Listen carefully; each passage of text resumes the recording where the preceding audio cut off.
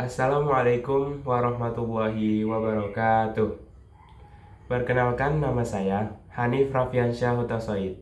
Saya mahasiswa dari Universitas Islam Negeri Imam Bonjol Padang dengan NIM 2515040076. Saya berasal dari program studi Psikologi Islam.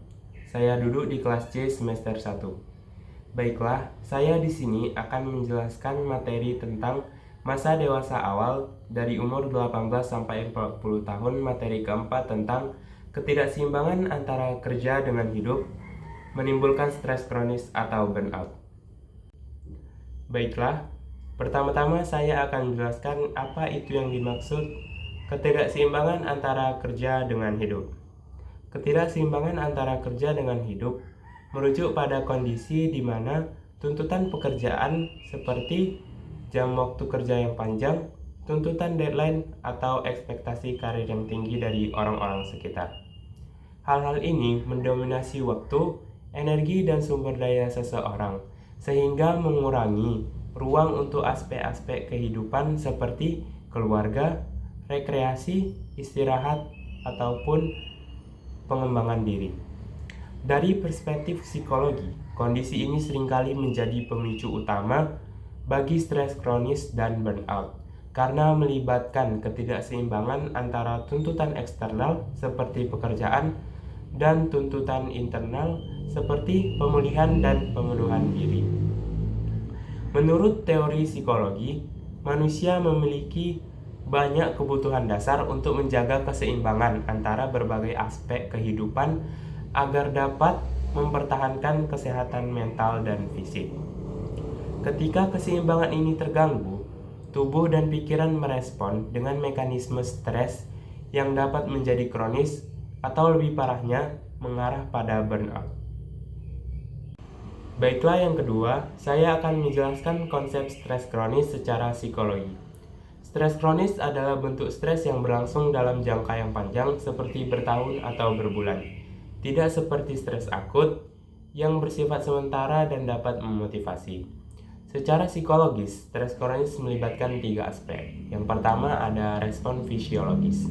Berdasarkan model stres transaksi dari Lazarus dan Volkmann 1984, stres muncul ketika individu menilai suatu situasi sebagai ancaman yang melebihi kemampuan copingnya. Ketidakseimbangan antara kerja dengan hidup memicu respons fight or flight yang berkepanjangan, melibatkan sistem saraf simpatis dan sumbu hipotalamus pituitary adrenal atau HPA axis. Hal ini menyebabkan peningkatan hormon kortisol secara terus-menerus yang dapat mengganggu fungsi tubuh seperti sistem kekebalan, tidur, dan metabolisme. Baiklah, aspek yang kedua yaitu respon psikologis. Stres kronis menyebabkan perasaan kewalahan, kecemasan, dan kelemahan emosional. Menurut teori kognitif yang dikemukakan oleh Beck 1978, pikiran negatif yang berulang seperti kata-kata "saya tidak punya waktu untuk diri saya sendiri" memperkuat siklus stres dan mengarah pada gangguan mood seperti depresi atau iritabilitas. Yang ketiga ada hubungannya dengan ketidakseimbangan antara kerja dengan hidup. Ketika pekerjaan mendominasi, individu kehilangan kesempatan untuk pemulihan atau recovery yang merupakan bagian penting dari model permintaan sumber daya kerja yang dikemukakan oleh Becker dan Demiroti tahun 2007. Tanpa waktu untuk relaksasi, stres akut dari pekerjaan dapat menjadi kronis karena tubuh tidak punya waktu untuk mengembalikan keseimbangan homeostasis. Penelitian dari American Psychological Association menunjukkan bahwa ketidakseimbangan ini seringkali terjadi disebabkan oleh faktor-faktor seperti budaya kerja yang menuntut, yaitu jam kerja fleksibel yang sebenarnya membuat batas antara hidup dengan kerja kabur, dan kurangnya dukungan sosial yang memperburuk respons stres. Selanjutnya yang ketiga, saya akan menjelaskan konsep burnout secara psikologi. Burnout adalah kondisi psikologis yang ditandai oleh kelelahan emosional fisik dan mental yang ekstrim. Seringkali akibat tuntutan kerja yang berlebihan dan kurangnya pemulihan. Konsep ini pertama kali dikemukakan oleh Freudenberger pada 1974 dan Maslach pada 1982. Dalam model burnout Maslach yang mengidentifikasi 3 dimensi utama. Yang pertama yaitu kelelahan emosional atau emotional exhaustion, yaitu perasaan lelah yang mendalam dan kehilangan energi yang disebabkan oleh ketidakseimbangan antara kerja dengan hidup. Secara psikologis, ini mirip dengan ego depletion dalam teori regulasi diri yang dikemukakan oleh Baumeister pada 1998, di mana sumber daya mental habis karena terus-menerus menangani tuntutan tanpa adanya istirahat.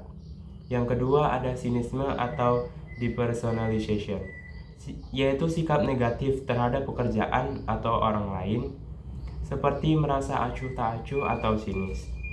Ini muncul ketika ketidakseimbangan membuat individu merasa bahwa dirinya sudah dikendalikan oleh pekerjaan, mengurangi rasa kontrol diri atau locus of control menurut teori Rotter pada 1966.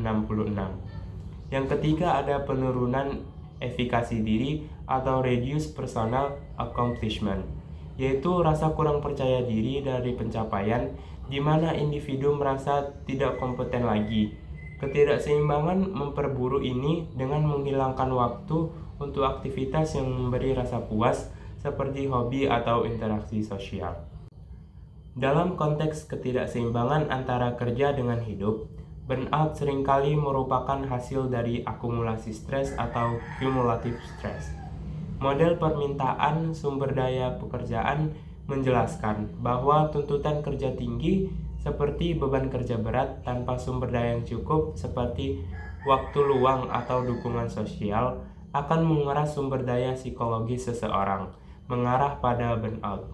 Penelitian dari World Health Organization mengklasifikasikan burnout sebagai masalah kesehatan kerja yang signifikan dengan data menunjukkan bahwa pekerja dengan ketidakseimbangan antara kerja dengan hidup memiliki risiko burnout 2 atau 3 kali lebih tinggi daripada umumnya. Selanjutnya yang keempat, saya akan menjelaskan bagaimana ketidakseimbangan antara kerja dengan hidup dapat menyebabkan stres kronis dan burnout. Secara psikologis, proses ini dapat dijelaskan melalui beberapa mekanisme. Yang pertama ada teori stres transaksi yang dikemukakan oleh Lazarus dan Folkman, yang isinya individu menilai ketidakseimbangan sebagai stresor karena tuntutan kerja melebihi sumber daya coping. Misalnya, jika seseorang bekerja lebih dari 12 jam sehari, mereka mungkin tidak punya waktu untuk olahraga atau tidur yang cukup, sehingga menimbulkan stres kronis. Yang kedua ada model permintaan sumber daya kerja. Tuntutan kerja atau demands seperti tekanan waktu dan ekspektasi tinggi menyebabkan ketidakseimbangan. Sementara sumber daya seperti dukungan keluarga atau cuti kerja yang kurang membuat individu rentan terhadap burnout. Yang ketiga ada efek pada kesehatan mental. Stres kronis dapat menyebabkan perubahan neurologis seperti penurunan volume hipokampus atau bagian otak yang berhubungan dengan memori, yang berkontribusi pada depresi.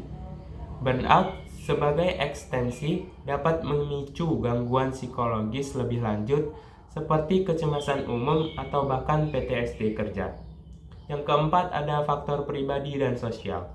Variabel seperti tipe kepribadian, misalnya perfeksionis atau lingkungan sosial seperti kurangnya dukungan, memperburuk depresinya. Penelitian longitudinal menunjukkan bahwa ketidakseimbangan dalam jangka yang panjang dapat meningkatkan resiko masalah kesehatan mental. Dengan wanita dan pekerja muda yang seringkali lebih rentan karena peran ganda, misalnya antara bekerja dengan mengurus rumah tangga. Selanjutnya yang terakhir, saya akan menyebutkan implikasi dan dampak psikologis. Dampak dari stres kronis dan burnout tidak hanya bersifat psikologis, tetapi juga fisik dan sosial. Yang pertama, saya akan menyebutkan dampak psikologis.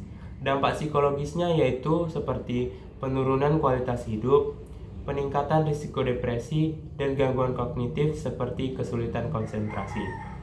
Yang kedua ada dampak fisik, yaitu masalah seperti hipertensi, gangguan tidur, atau penyakit autoimun karena stres kronis mengaruhi sistem kekebalan. Yang ketiga ada dampak sosial, yaitu hubungan interpersonal yang cenderung rusak karena individu yang burnout cenderung menarik diri dari keluarga dan teman.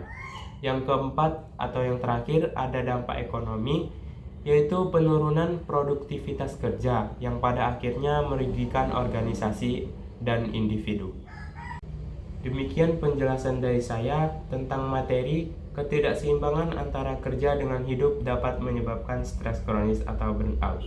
Mohon maaf jika ada salah kata, saya pamit undur diri. Wabillahi taufiq wal hidayah. Wassalamualaikum warahmatullahi wabarakatuh.